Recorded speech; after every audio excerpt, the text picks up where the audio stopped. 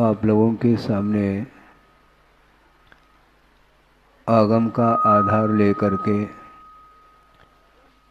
अपने भावों को पवित्र बनाने की दृष्टि से कुछ विचार रखे जा रहे हैं और उसी भांति आज भी आपके सामने आगम विद्यमान है।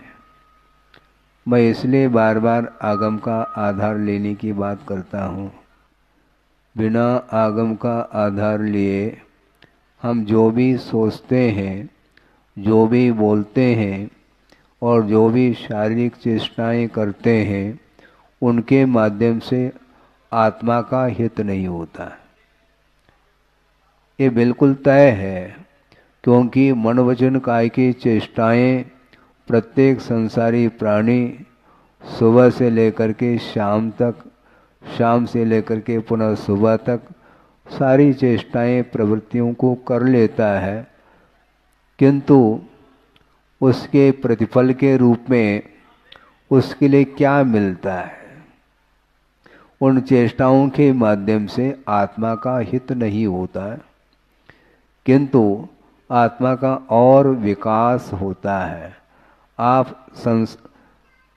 संसार का विच्छेद करना चाहो, आत्मा का विकास करना चाहो, तो उसके योग्य चेष्टाओं को करने के लिए ये आगम का अवलोकन करना अनिवार्य सिद्ध होता है। प्रत्येक संसारी प्राणी के पास परिणाम है, भाव उत्पन्न होते हैं और भिन्न भिन्न पदार्थों के निमित्त को लेकर के ही उन भावों को वो करता चला जाता है, किंतु उसके पीछे उसका विकास हो रहा है क्या नहीं हो रहा है, उस ओर ध्यान नहीं जाता है, जबकि जाना चाहिए। क्योंकि उद्देश्य के अनुरूप ही संसारी प्राणी का विकास और विनाश होता है। आलम्बन किसका लिया है यह महत्वपूर्ण नहीं है। साधन समीचीन है। हम ये कहना चाह रहे हैं, कुगुरु कुदेव कुशास्त्र का आलम्बन नहीं ले रहे हैं, ये बिल्कुल ठीक है, किंतु सच्चे देव शास्त्र गुरु का अवलंबन लेते हुए भी हमारा लक्ष्य क्या है, इस पर निर्धारित है। उन्नति के लिए, आत्मा की उन्नति अर्थात उत्थान जो होता है वह साधन के बिना तो नहीं होता, किंतु उद्देश्य महत्वपूर्ण है ऐसा कहा गया है। किंतु संसारी प्राणी अपने मन में बहुत सारे विचार रखता है और उसकी पूर्ति के लिए वह भगवान का भी आलम्बन लेता है और उसकी यह धारणा या मान्यता बन जाती है कि हमारा विकास निश्चित है, किंतु विकास जो निश्चित है वह उद्देश्य के ऊपर ही निर्धारित है। आपका लक्ष्य क्या है? मुख्य लक्ष्य है, जिसने जैसा लक्ष्य बनाया है और उसके अनुरूप ही उसकी गति होती है। बिना लक्ष्य के गति नहीं और उसमें प्रगति भी संभव नहीं है। इसलिए प्रतिदिन यह विषय आपके सामने रखा जा रहा है। उसी प्रकार यह और भी विषय आपके सामने रख रहा हूँ कि एक बालिका है और वह प्रतिदिन नाव से जा रही है और किस उद्देश्य को लेकर के जा रही है? दूध देने के लिए। नाव के उस पार वो जा रही है जहां पर मंदिर भी है और उस मंदिर परिसर में बहुत सारे लोग एकत्रित प्रतिदिन होते हैं और एक पंडित जी भी वहां पर हैं और उनके द्वारा प्रवचन प्रतिदिन होता था और प्रवचन सुनने के निमित्त को लेकर के और साथ साथ अपने उद्देश्य को पूर्ण करने की दृष्टि से वो बालिका प्रतिदिन नाव से नदी पार करके जाती है और प्रवचन सुन करके जिसके लिए दूध की आवश्यकता होती है उनके लिए दूध दे करके वापस चली जाती है। समस्या ये है, एक दिन ऐसा योग आया कि वह बालिका प्रतिदिन की भांति नाव से पहुंची है, किंतु लौटने के लिए जब विचार आता है तो उस समय नदी में बाढ़ आई हुई है। और जब बाढ़ आई है, तैरना तो बहुत दूर की बात है, नाव भी चल नहीं पाते उस बाढ़ में। तो ऐसी स्थिति में उसके मन में भाव आ रहा है, अब ठीक है, मंदिर में बैठे हैं, प्रभु का दर्शन भी कर रहे हैं, जन्मबिंब का दर्शन भी कर रहे हैं, पूजन अर्चन के लिए भी अवसर मिलेगा और साथ साथ पंडित जी प्रवचन तो कर ही रहे हैं और प्रवचन भी सुन लेंगे। उसके बाद देखते हैं, यदि मान लो बाढ़ उतर जाए तो वापस चले जाएंगे। इस प्रकार विचार मन में आया और वह बालिका उसी प्रवचन सभा में बैठ गई और पंडित जी प्रवचन कर रहे हैं और उस प्रवचन में यह विषय रखा गया है कि नमोकार मंत्र की महिमा। नमोकार मंत्र की आराधना के माध्यम से श्रीपाल जैसे, कोटि भट्ट श्रीपाल कल भी उदाहरण दिया था हमने, कोटि भट्ट श्रीपाल जैसे जो महान शक्तिशाली व्यक्ति हैं, वे आसानी से समुद्र को पार कर जाते हैं, नदी को भी पार कर जाते हैं और भी जो पार करने के लिए नदी नाले तो मिलते ही रहते हैं। जब समुद्र को पार करने की क्षमता उनके अंदर है तो और नदियों को पार करने के लिए उनके लिए कोई विशेष विकल्प की आवश्यकता नहीं पड़ती। और समुद्र को पार करने की क्षमता जो आई है वह भी नमोकार मंत्र की महिमा के कारण ही इस प्रकार महान सागर को भी तैर करके पार करने की क्षमता उनके अंदर आती है। इसलिए नमोकार मंत्र की महिमा को तो समझो। इस प्रकार वो उपदेश के दौरान पंडित जी बोल रहे हैं और उस बालिका ने भी सुन लिया। ये ध्यान रखो, सुनना अलग वस्तु, बोलना अलग वस्तु और श्रद्धान का विषय बनाना अलग वस्तु है। और उस बालिका के अंदर ऐसी अटूट श्रद्धा जागृत हुई, उसने सोचा अब बाढ़ उतर नहीं रही है, अब नाव से तो प्रतिदिन आते थे, ठीक है, अब नाव नहीं जा सकते तो ठीक, श्रद्धान का विषय है। और उसने श्रद्धान के साथ उस नदी में जो बाढ़ आई है उस बाढ़ में वो कूद गई और एकाध सेकंड नहीं लगा, एकाध मिनट नहीं लगा और एक तट से दूसरे तट तक वह पहुंच जाती है। किसका प्रभाव है? समर्पण। समर्पण के साथ जो आस्था है वह वस्तुतः आस्था अनूठी आस्था मानी जाती है। और वह पहुंच गई और उसने सोचा इतनी महिमा नमोकार मंत्र में है, मुझे ये ज्ञात नहीं था।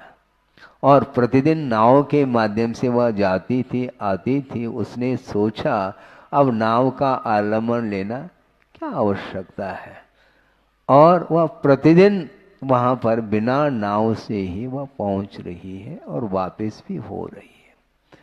और पुनः उसने जा करके पंडित जी के सामने कहा कि पंडित जी आपकी कृपा है, हाँ, आपका महान उपकार मेरे ऊपर हुआ है, जिसके कारण उस नदी को मैंने बिना नाव के पार किया है। अच्छा, बिना नाव के? हाँ, बिना नाव। यही तो महिमा आपने बताई थी नमोकार मंत्र के विषय में, तो उसको हमने प्रैक्टिकल देख लिया है। प्रतिदिन आप उपदेश देते रहे ये अलग है, किंतु आपके बिना उपदेश के भी मेरी श्रद्धा मेरे अंदर उत्पन्न नहीं हो पाई। इसमें आपका ही एकमात्र योगदान है, इसलिए आपके लिए धन्यवाद है। और मेरा मन कह रहा है कि आप अपने यहाँ आइए, अपने घर आइए और भोजन के लिए आप पधारिएगा। इस प्रकार उसने कहा तो पंडित जी ने कहा अच्छी बात है, चलते हैं, तुम्हारे साथ ही चलते हैं। और दोनों चल पड़े। अब गहरी नदी बह रही है और बाढ़ के साथ बह रही है, और उस पंडित जी के सामने बिना इधर उधर देखे, बिना विकल्प किए वह कूद गई और दूसरे तट तक पहुंच गई। और पंडित जी देखते रह गए। और उस पार पहुंचने के बाद वह बालिका आवाज दे रही है कि पंडित जी जल्दी करो, जल्दी करिए आप, क्योंकि आपने ही उपदेश दिया था। उस उपदेश को सुन करके हमने उस उपदेश का अनुकरण किया है। यह पंच नमस्कार मंत्र की महिमा है। इसलिए मैंने तो उस गहरी नदी को पार कर लिया और आपको पार करना है। और उधर से आवाज दे रहे हैं वो, मैं कैसे पार करूं?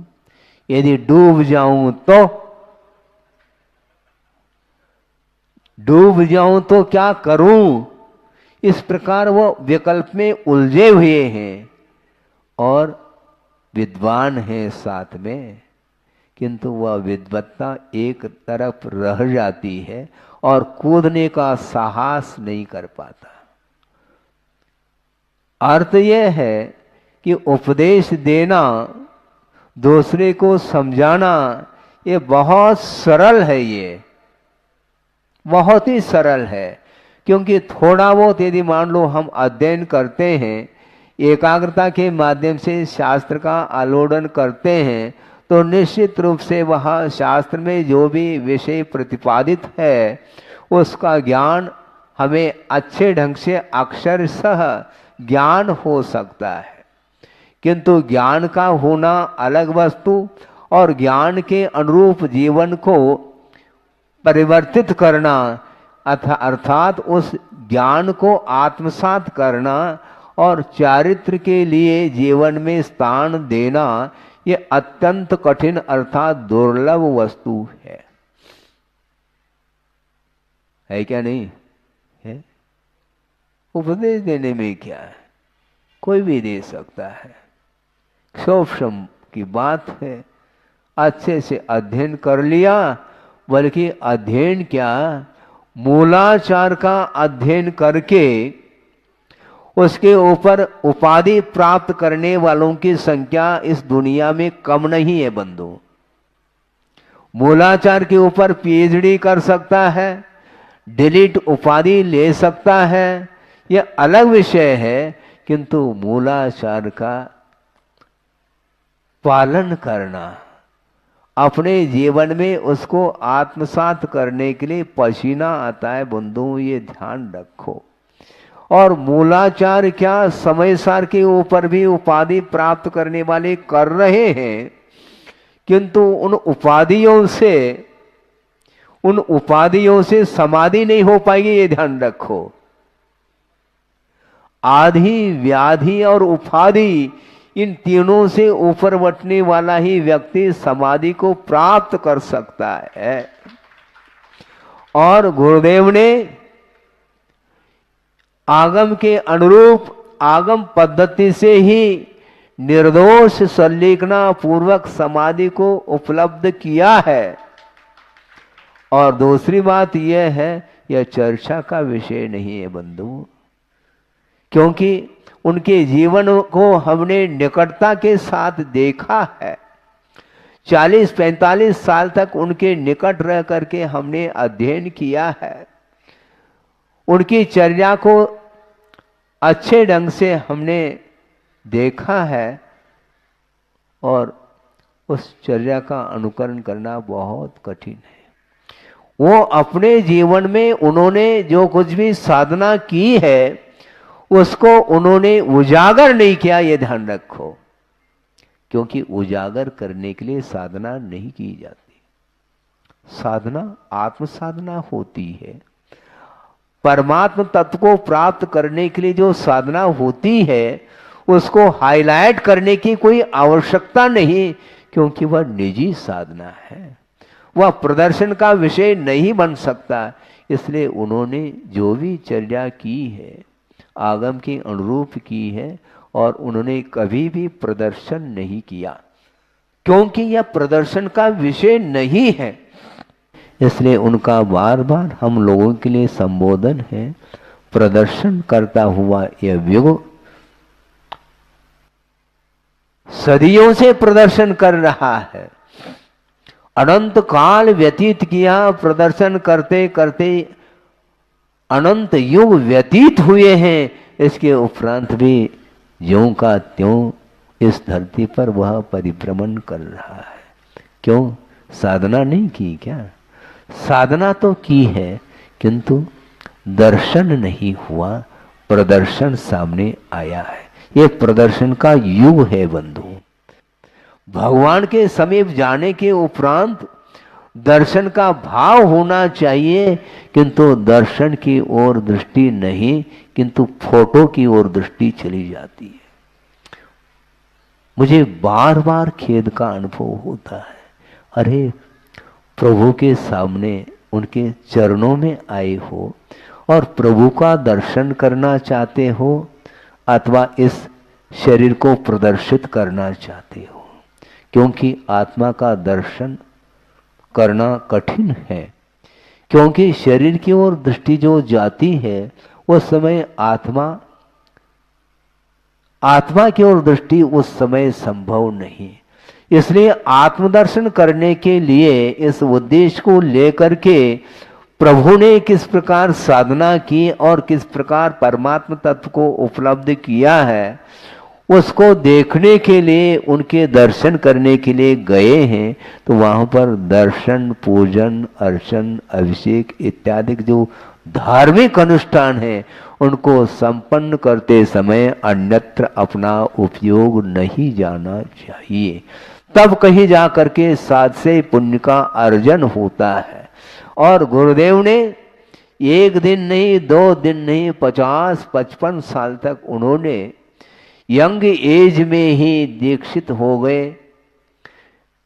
20 साल की उम्र में उन्होंने त्याग कर दिया है। किसका त्याग किया है? घर का त्याग है। घर का त्याग किया है, ये ध्यान रखो। क्योंकि घर का त्याग किए बिना, परिग्रह का त्याग किए बिना कभी भी आत्मा का दर्शन संभव ही नहीं। और 20 साल की उम्र में वह अवस्था कौन सी है? सोचो, विचार करो।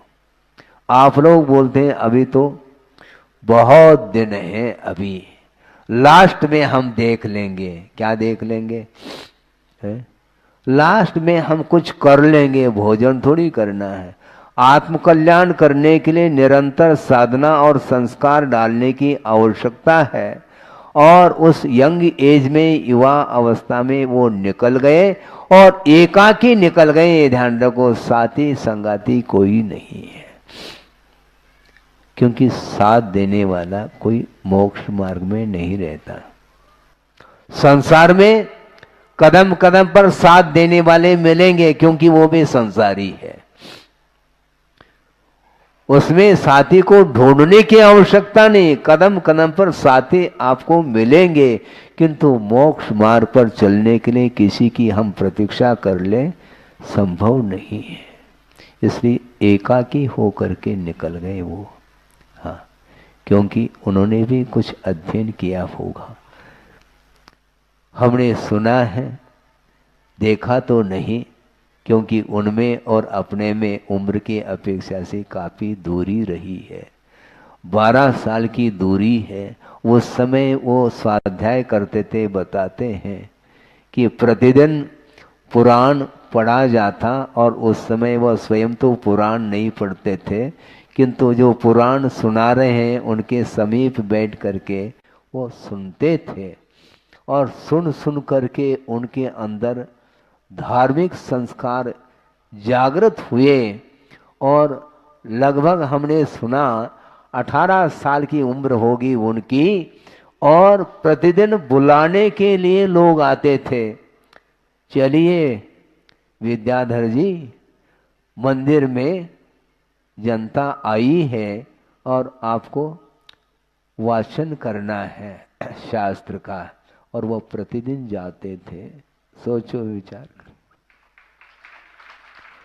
18 साल की उम्र है और आत्मा की बात करने के लिए अग्रसर हो रहे हैं। प्रतिदिन शास्त्र स्वाध्याय वो स्वयं करते हैं, और कालांतर में 1 साल के उपरांत भी वैराग्य के क्षण आ गए, और उन्होंने किसी को भी सूचित नहीं किया कि मैं मोक्ष मार्ग की ओर बढ़ रहा हूं,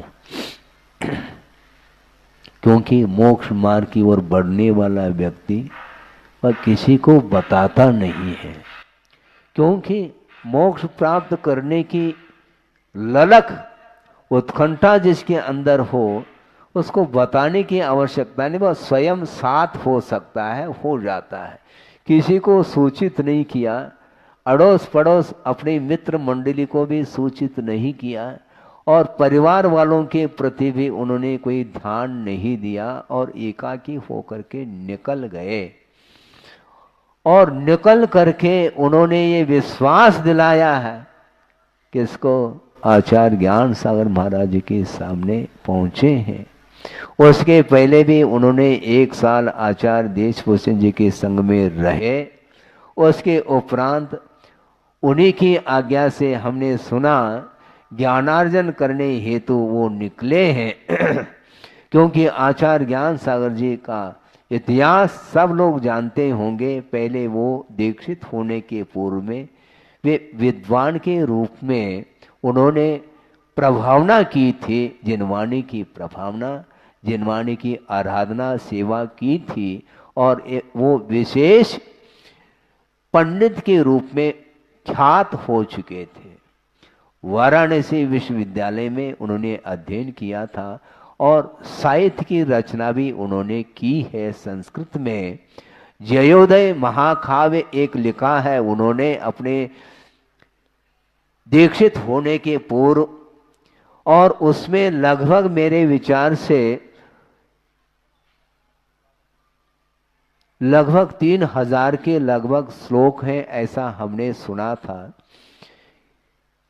और इतना बृहद महाकाव्य की रचना उन्होंने संस्कृत में श्लोकबद्ध की है।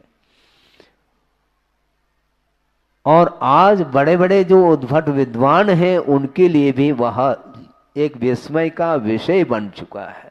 इस प्रकार प्रकांड विद्वान के रूप में वो रहे और ख्यात हो चुके थे। और उसके उपरांत उन्होंने आचार्य शिव सागर जी के संग में जा करके जैनेश्वरी दीक्षा, दिगंबर दीक्षा उन्होंने ली, और प्रथम शिष्य के रूप में सामने आए।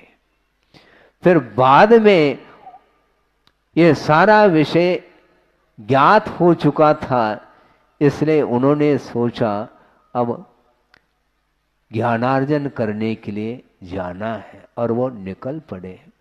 और शिव सागर जी के संग में जाने का मन था, ऐसा हमने सुना है कुछ गणमान्य व्यक्तियों के मुख से, किंतु वहाँ पर पहुँच नहीं पाए। वो जयपुर में संग था शिव सागर जी का, किंतु अजमेर पहुँच गए आचार्य महाराज ब्रह्मचर्य अवस्था में।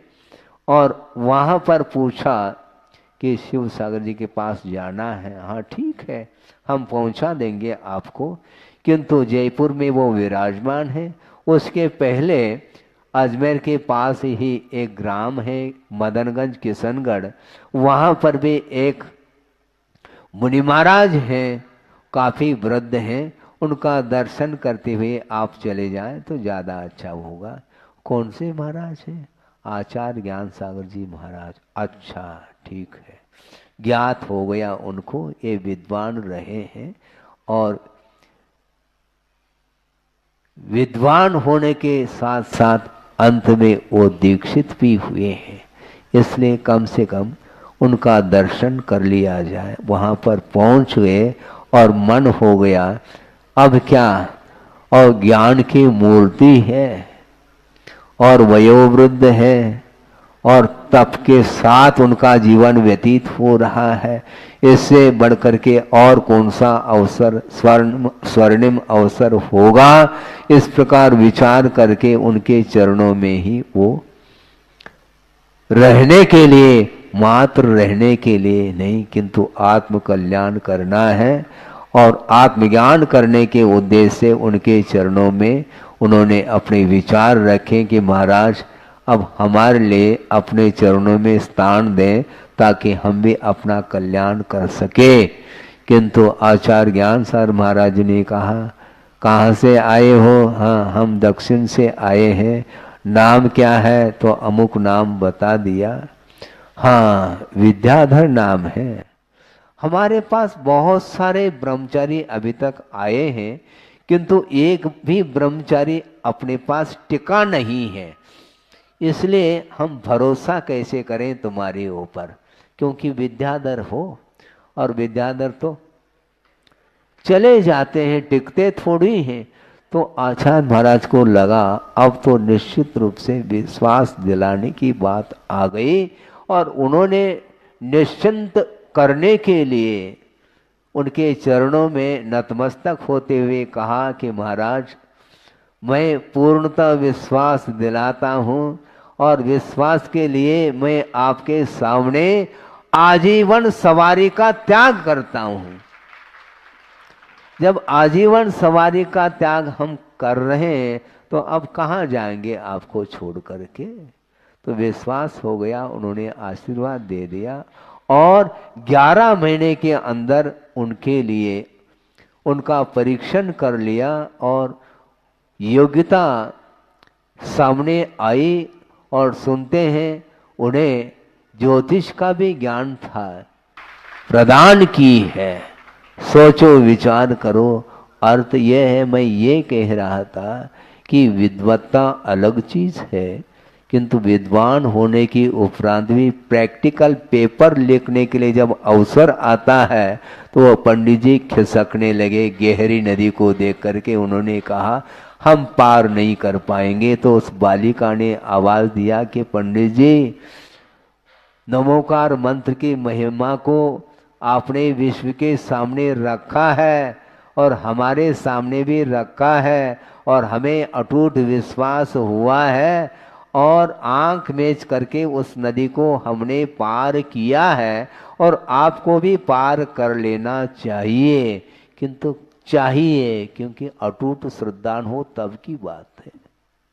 हाँ, बहुत कठिन होता है, इसलिए चारित्र के क्षेत्र में आगे आने के लिए बहुत वैराग्य की आवश्यकता है और वैराग्य के साथ उनके जीवन को देख करके ज्ञान सागर जी महाराज ने उनको बिना किसी का राय ले, क्योंकि सलाह देने वाले बहुत सारे लोग उस समय थे, गणमान्य लोग, उन्होंने कहा कि महाराज आप दीक्षित करो इस बालक को, किंतु क्रम से करें तो ज़्यादा बेटर है। क्रम का अर्थ क्या है?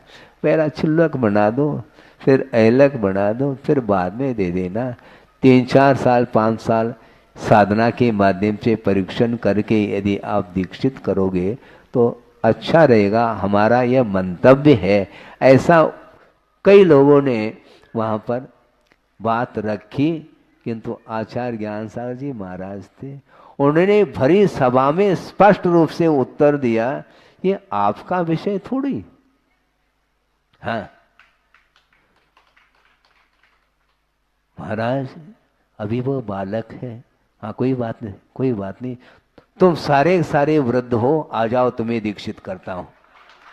भावना रखी है, उस भावना में ये है कि महाराज यहाँ पर खजुराहो में स्वर्णोदय तीर्थ का निर्माण होने जा रहा है और गुरुदेव का मंगलमय आशीर्वाद है, वो अतिशीघ्र संपन्न हो, इसके लिए कोई मंत्र का जाप करने के लिए आप कहें। ऐसे कुछ भाव है ना इसमें? कौन है वो व्यक्ति? है क्या? नहीं क्या? चले गए? यही भाव है ना, और तो कुछ नहीं है इसमें। दिल्ली में? अच्छा, इस क्षेत्र संबंधी बहुत अच्छी बात है। इसमें जो भी जिस कारण को लेकर के थोड़ा सा ये विलंब हो रहा है कार्य प्रारंभ करने के लिए, उसको लेकर के यहाँ की कमेटी, वहाँ पर 2-4 लोग पहुँच गए हैं और इसमें सफलता प्राप्त हो, इस भावना को लेकर के यहाँ पर विचार प्रेषित किया है और उन्होंने ये भाव रखा है कि ऐसा कोई भी मंत्र दे जिसके माध्यम से इसमें हमें सफलता प्राप्त हो। तो सबसे महान मंत्र यदि कोई है तो नमोकार मंत्र है। एक बात, इसके बावजूद भी यदि मान लो और विशेष जो है श्रद्धा की बात है, उसको रोका थोड़ी जाता है। बड़े बाबा का जाप करते रहे तो निश्चित रूप से शांतिनाथ भगवान के चरणों में ये जो तीर्थ का निर्माण होने जा रहा है, ये निश्चित रूप से निराबाध रूप से संपन्न होगा। इस प्रकार हमारी भी कामना भावना है, मनोभावना है और प्रत्येक व्यक्ति की भावना होनी चाहिए। इसलिए अतिशीघ्र इसको संपन्न करने के लिए आप बड़े बाबा का जाप करो और साथ साथ शांतिनाथ भगवान का भी जाप कर सकते हैं। शांति विधान आदि के माध्यम से इस कार्य को गति देने के लिए आप भावना को, अपने परिणामों को पवित्र बनाने का पुरुषार्थ करेंगे तो निश्चित रूप से आचार्य भगवान ने जो यह प्रकल्प दिया है आपके सामने और नाम भी घोषित किया है, स्वर्णोदय नाम घोषित किया है, यह स्वर्ण अवसर है। प्रत्येक व्यक्ति का योगदान इसमें हो और अतिशीघ्र आप लोगों के योगदान के माध्यम से यह तीर्थ शीघ्रातिशीघ्र पूर्णता को प्राप्त करे। इस मंगल भावना के साथ अहिंसा परमो धर्म की जय। बोधि समाधि परिणाम शुद्धि स्वात्मोपलब्धि शिव शोक सिद्धि चिंतामणिम चिंतित वस्तुदाने त्वां वंदमानस्य ममास्तुते।